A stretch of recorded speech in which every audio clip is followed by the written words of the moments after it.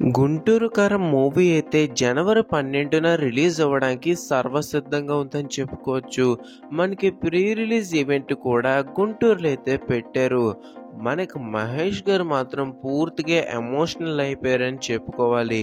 So మనకి ఆ విషయం పక్కన పెడితే గుంటూరు కారం మూవీ అయితే రిలీజ్ అవుతుంది. కానీ ఒక స్టార్ హీరోకి అవ్వాల్సిన రేంజ్లో అయితే అవ్వట్లేదు.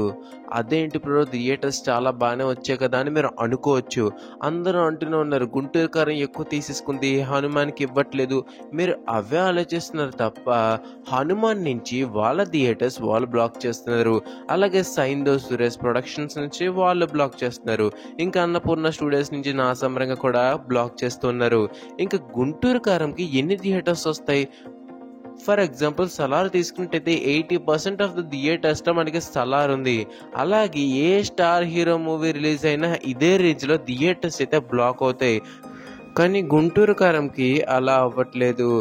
ఈ సిచ్యువేషన్ ఇండియాలోనేనా అనుకుంటే కాదు, మనకి యూకేలో కూడా ఇలాగే థియేటర్స్ అయితే దొరకట్లేదు. సో మరి చూడాలి ఈ ఎఫెక్ట్ అనేది గుంటూరు కారం కలెక్షన్స్ పై ఎంత మేరకు ఉంటుందో. సదివల్ అడ్డేటమాట. Thank you for watching. జై హింద్.